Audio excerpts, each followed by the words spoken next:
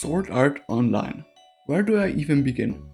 Anyone who has spent even a second of time in the anime community has at least heard of the name.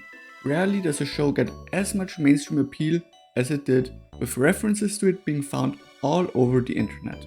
With its nearly unrivaled popularity, Sword Art Online, for better or for worse, changed the medium of anime for years to come.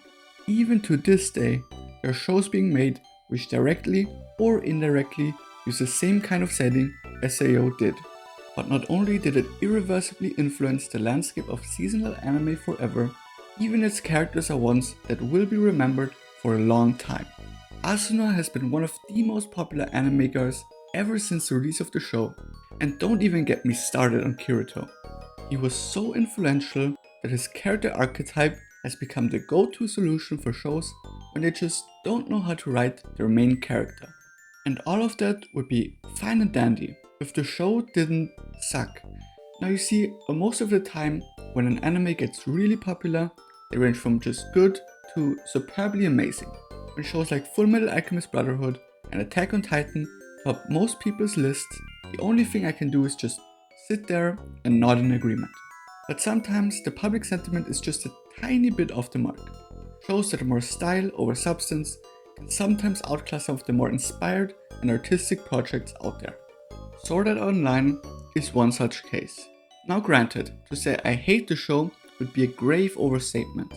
In fact, I even thought the beginning of season 1 was pretty good.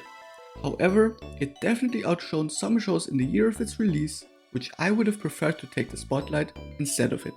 Shows like Hyoka, Kuroko no Basket, Nisei Monogatari, and Kingdom were shows that aired that year. With the exception of JoJo's Bizarre Adventure, none of them even came close to the popularity that Sword Art Online enjoyed. And again, I don't even really dislike the first arc of season 1. The idea was pretty cool and unique at the time, and the setting of Aincrad seemed to show some promise. However, it is the second part of season 1 where the quality really takes a dip. Alfheim is a drastically less interesting setting, and Lifa is a much worse female companion to Kirito. In general, Arc 2's side characters are drastically less interesting, but there are two aspects that really stand out in terms of how awful they are. The rapey main villain and Kirito's sister having a crush on him. Now, to be clear, I don't think Sword Art Online is the worst thing to ever grace the face of the earth, like some people on the internet do. Due to its immense popularity, there's been a sort of counter-movement from people who think it doesn't deserve all its hype and have convinced many newcomers of how awful the show is without even having seen it. But it personally isn't a show I really enjoy. I could see how many people would enjoy it and implore them to watch it themselves before making up their minds about it. In fact, some of the later parts of the story, like Illicitization and Gun Gale Online, really picked up the pace, delivering some generally good storytelling. With that being said, I think there's a version of the story that I personally view as superior to the actual TV release, and that version is SAO Abridged. That's right, I think that the best way to experience Sword Art Online is through its abridged version. Abridged versions of anime were really popular at the beginning of the 2010s, with Sword Art Online's being possibly the most popular of them all. Being produced by the team over at Something Witty Entertainment, SAO Abridged started back in 2013, with its first episode releasing even before the official dub started airing. Its initial run, covering the Aincrad arc, was immensely popular, with each of the episodes amassing somewhere between 10 and 30 million views. Naturally, the first episode was even more impressive, as it managed to garner an astonishing 18 million views. However, not quite as many people know that Something Witty Entertainment has also started adapting the second part of season 1, the Fairy Dance arc. With the somewhat dwindling popularity of SAO as a whole and the general dislike of this part of the story, it would have come as a surprise they had managed to retain the view count they had at the height of their popularity, but it is still nothing to scoff at. The uploads have also gotten rarer. Back when Aincrad was airing, we would get 2 to 3 episodes a year. Now, however, due to the team working on additional projects such as My Hero Academia Abridged and a general increase in production quality, nowadays we see about 1 episode a year of SAO Abridged. And although there are still 2 or 3 episodes left to conclude the adaptation of the Fairy Dance arc, I would still like to take the time and talk about this amazing show. While it is to be expected that an abridged show would make major changes to a show it adapts, not many do it quite as intensely as SAO Abridged did, and nowhere is it more obvious than in the series' main character. As time goes on, Kirito has become the poster child of everything wrong with Sword Art Online. His overall design has become so synonymous with generic fantasy protagonist that all those protagonists with black hair and a black coat, those protagonists that stay away from others due to a tragic event, get misunderstood, but actually turn out to have a heart of gold, those protagonists that are inexplicably powerful can solve all the problems they're facing, all those protagonists get slapped with the label of a Kirito. Now, to be fair, those criticisms of Kirito aren't all valid. Yes, he might not be the most complex main character out there, but his motivations do make sense. There's some argument to be made that his character, at the time, could even be considered somewhat unique. However, I do personally rather enjoy the version of the character that Something Witty has created. Kirito starts out as an utter and unabashed asshole. He thinks people are beneath him and views every other person that way. Instead of being shunned for being a beater and taking the heat of the other beta testers, here he's simply disliked for being unlikable. But the tough guy persona he puts on in the game is nothing more than a coping mechanism. In real life, Kirito is nothing but a loner. He has no friends and spends most of his time in front of a computer. In the game, however, he's the exact opposite of weak. And with his strength comes a possibility he has never had before. He can belittle all those people he believes to be beneath him. However, behind the front of the narcissistic, cynical, self-serving guy is someone who just wants friends but doesn't have the slightest clue of how to navigate social interactions. Someone who will bully others without hesitation, can't take it when he gets the slightest bit of pushback. That's who Abridged Kirito is. When talking about Kirito, there's one character that you absolutely have to mention, whether it be SAO Abridged or proper. And that character is Sachi. Both versions of Kirito had their life completely altered by her. In the regular version, Kirito had to watch Sachi die after joining her party and promising to protect her. This resulted in him distancing himself from others, afraid of letting anyone else he cares about die. And honestly, I thought that was really well done. However, I do still have 2 issues with it, one small and one large one. Firstly, the small one. The way the moonlit black cats died in the original was just kinda dumb. Ducker, their thief, insisted on opening a chest that his party members knew would be dangerous, resulting in the death of the entire party minus Kirito. Now, that alone wouldn't really be enough to sour my impression of this part of the story, even though it is a bit hard to feel sympathy for someone doing something that stupid. The bigger issue, however, is that Sachi in the original doesn't really feel like an actual character in my opinion. The only reason she was introduced is so that Kirito can become the lone wolf swordsman later down the line. She feels more like a plot device than a character, and that somewhat dampens the impact she had on us, the audience. In the abridged version, however, Sachi's impact on Kirito feels much more profound and real. Spend a while together in the guild, but after a bit, Sachi runs away. Kirito reluctantly goes searching for her after their other human guildmate says he isn't able to leave this room. Kirito finds Sachi and asks her for the reason for her escape. She explains that she's afraid that her lagging out due to her bad connection could cause the death of her party members. And for once, Kirito is speechless. Can't find anything to mock about that statement, something he had always done with ease. They talk through the night, and slowly but surely, Kirito realizes the error of his ways. He realizes he doesn't have to be an asshole, and although dropping his persona isn't something he can do from one day to another, he still promises her to do better in the future. However, the guild gets caught up in some shady business. The guild leader sold an item that belonged to the in-game mafia, and they will only forgive them if they manage to acquire an item only found on the 27th floor a flaw that is very likely too hard for them. The rest of the story plays out pretty much exactly like the original show, with one big difference. The character who sets off the trap isn't some stupid player who didn't listen to his party members' advice. It's an NPC who Sachi said to auto-loot. There is some tragic irony in the fact Sachi was worried about accidentally becoming the cause for her companion's death when, in the end, she made an easily avoidable mistake that led to exactly that.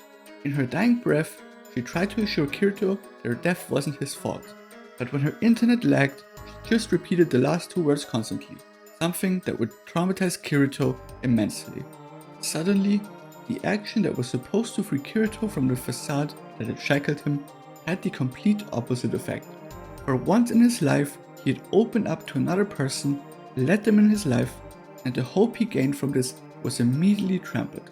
The one time he started to show his true feelings was showered with pain and grief beyond his imagination. So, to cope, Kirito did what Kirito does best: shut himself away from people, put up walls so high that no one could look past them. However, he opened up another time just shortly after. Klein, a player he has known from almost the beginning of the game, gave Kirito the hope that there was a way to resurrect Sachi. There was a rumored item with such capabilities, and naturally, Kirito immediately tried to track that item down. But while he managed to acquire the item, the promised ability was nowhere to be seen. That marked the second time within a short time frame that Kirito opened up his heart to others, which could also be seen by him addressing Klein by his real name instead of his screen name. When he returns, devastated by the realization that Sachi is dead forever, he goes back to Klein to thank him for helping him realize he still cares about people. But that gratitude takes on a more heart-wrenching undertone as he then goes on to explain that he will kill off that part of him as it only serves to cause him pain when people close to him die. Kirito ends their interaction by going back to referring him by his screen name, Ballsdeep69, showing that he, for once and for all, has stopped caring about others. This initial plot is, in my opinion, such a good hook for the character of Kirito, and the slow and steady character progression he receives throughout the rest of the show, where he works through his trauma and starts getting close to people again, is just magnificent. It is not an unpopular opinion that Asuna is far and away the best part of the anchor portion of the story. Even in today's more progressive market, it's rare to see a female character with as much agency as Asuna. She is in no way dependent on Kirito to make her decisions and is said to be equal to or superior in combat to him. She was truly a breath fresh of air in an industry where female main characters are often reduced to pretty things for the protagonist to rescue and admire. However, all that gets thrown out the window in the Fairy Dance arc. Asuna gets reduced to a damsel in distress, almost no tangible impact on the plot as a whole. Her entire contribution to those 11 episodes is sneaking out once, giving Kirito a keycard to open a door that, if you're being honest, didn't need to be locked anyways. And unfortunately, you cannot really mention this part of the story without talking about some unsavory stuff. If you are uncomfortable with sexual assault, please feel free to skip to the timestamp shown on screen, and I will try to keep the segment as short as possible. While there is some merit to using scenes like these to show how truly despicable the main villain is, the two attempted rape scenes are insensitive at best and straight up exploitory at worst. The scene with her being molested by the two tentacle monsters serves no narrative purpose, could have easily been replaced by just being captured by two regular guards. However, the other scene is somehow far worse. The main villain, who had so far sexually harassed Asuna in several scenes, took it up a notch here and almost raped Asuna on screen in this scene. But the worst thing about this is the camera work, because while it is obviously a horrible scene and a scene that the audience is meant to feel bad about, it is way too gratuitous. The focus is not on the horrific nature of the scene, but on Asuna's body, who I must remind you is still a teenager here. Just a truly awful scene that I don't recommend anybody to watch. With that being said, I actually don't necessarily prefer Something Witty's rendition of Asuna during Aincrad. However, I think the direction they took the character in really starts exceeding its original counterpart during the Fairy Dance arc. Asuna in SAO Abridged is a full-blown sociopath. Similar to Kirito, she puts up a wall to hide her true persona. Behind the facade of the nice and caring Asuna is someone who is manipulative, short-tempered, and somewhat racist. Her real personality is so bad that two of the people who have found out about it would rather jump out of a window than be in a room with her. And while her character is a great source of humor in the first season, her fierce and combative nature really lets her shine in the time she's imprisoned during the second part of the season. In fact, it's exactly that combative nature that turns one of the most uncomfortable parts of the show into one of its strong suits. While the adaptation of the Fairy Dance arc has received some pushback by fans of the original due to how much it deviates from the real show's plot, I think this one part is the part where the positive impact of these changes is felt the most. Every interaction between Asuna and Oberon, the main villain, gets turned from a disgusting, hard to watch scene into a celebration of her character. Instead of these scenes turning Asuna into a damsel in distress who needs to be rescued, they once again showcase Asuna's most striking characteristic. In the abridged version of the story, she's such a menace that instead of her being trapped in here with her captors, it almost appears to be the other way around. She constantly threatens the big bad who captured her and is such an uncontrollable person that she has inflicted psychic damage on some of the guards who have had to put up with her shenanigans. This is most apparent in the tentacle monster scene. During yet another attempt of hers to flee her prison, she gets captured by those two. But instead of being harassed by them like she does in the original, she's the one that threatens those two, ultimately resulting in her getting released by them. And while the actual worst offender of this part of the story hasn't been adapted by Something Witty yet, I have no doubt in my mind that they will do the story justice. In a way, these versions of Asuna and Kirito were made for each other. Sure, neither of them would normally be considered a good person, but that's exactly what makes their relationship so beautiful. With other people, they have to put up walls and pretend to be someone they're not, but when they're with each other, these inhibitions suddenly disappear. Asuna is the first one to see through Kirito's tough guy act. After all, she also pretends to be someone she's not. Kirito, on the other hand, also notices that Asuna's friendly demeanor isn't quite as genuine as everyone else had believed. One of my biggest personal gripes with how the relationship went in the original was how mature the two appeared. The two had no prior experience and were still in the heights of their puberty, but were somehow supposed to believe that these had a relationship so perfect that adults with far more experience in life couldn't achieve. But that's not really the case at all in Abridged. After growing closer throughout their shared life and death experiences, they spent their night together. Neither of them had such an experience up to this point, and Kirito especially was confused on what to do after the deed was done. He decided to go with the flow and just say the first thing which popped into his mind, which turned out to be a marriage proposal, and without really thinking it through, Asuna accepted. Naturally, neither of them were really ready for the step.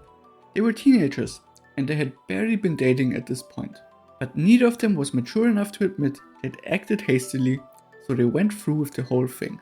To prevent them from attending a political summit, their guild leader sent those two on a trip, alone, under the guise of a honeymoon.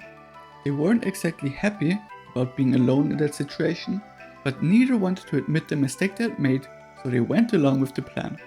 But just as they were questioning the foundation of the relationship, and if they even truly loved each other, with both of them wanting to get the other to admit that it was too early for them to get married, the perfect opportunity fell into their lap. One morning, they wake up to a young girl lying in their bed, calling them her parents. Naturally, when the two wake up, they're wary of this girl they have never met, Yui. Their first reaction is to try to get rid of her somewhere, somehow. But that's when it hits Asuna. She can use this girl as a tool to get Kirito to admit their marriage was rushed. Yui's intentions, however, weren't all that pure either.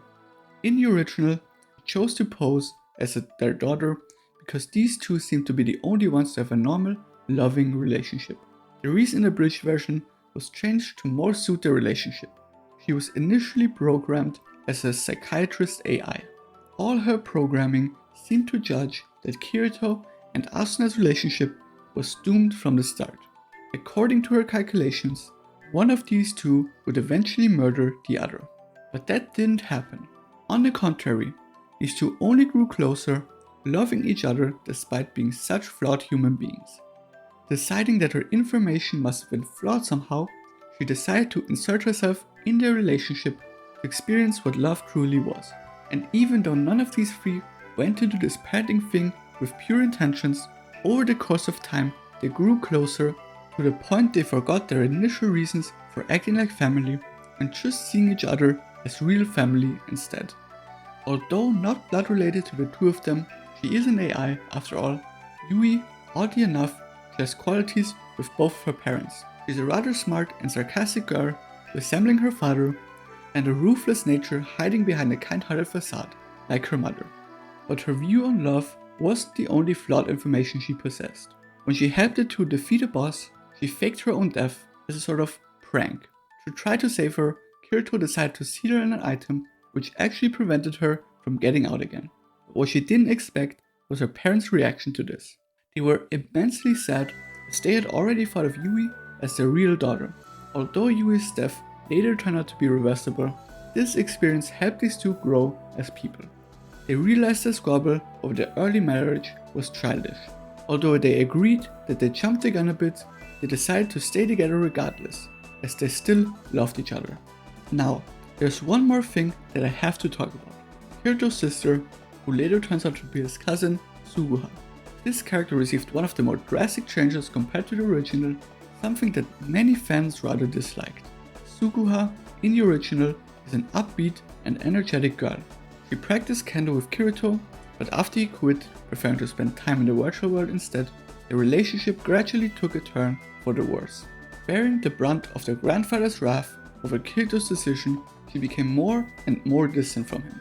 Combining this with her finding out they weren't even really siblings to begin with, they were practically strangers before the SAO incident started. However, after he came back, they grew closer once again, with Suguha having to grapple with the fact that she fell in love with him.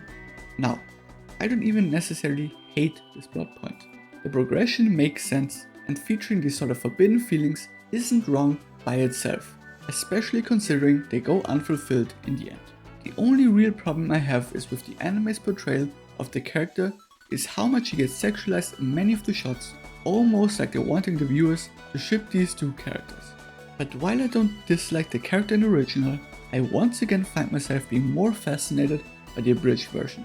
Like in the original, she was also abandoned and left alone with her grandfather and her kendo practice. However, her reason here isn't a lack of communication with Kirito, but instead her feeling abandoned and left alone with her grandfather's abuse. This abandonment not only led to resentment towards Kirito, but also herself. She hated herself for being so weak, leading her to abandon all her perceived feminine traits like kindness and compassion, instead choosing to be rude and abrasive, especially towards Kirito. The dynamic between her and Kirito is a super interesting one, and I will be very interested in where this is going in the next few episodes. Now, I won't say that I believe SAO Abridged to be a strictly better version of SAO. In fact, without SAO proper, the abridged version would have never been able to exist. In fact, even the makers of the parody agree with this, as they themselves are big fans of the original series. However, I would still recommend the show to anyone who has watched the original, both those who liked and those who disliked it. The former would very likely enjoy the new twist for the familiar characters and story beats, while the latter would maybe find themselves enjoying this version more for fixing issues they had with the original. But most importantly, SAO Abridged is a comedy series first and foremost. Its primary intention wasn't to make some deep point about the original source material, but just to provide laughter to the many viewers. So, go in with an open mind and laugh to your heart's content. If you enjoyed this video, please consider leaving a like and a comment, as well as subscribing to not miss out on any future content.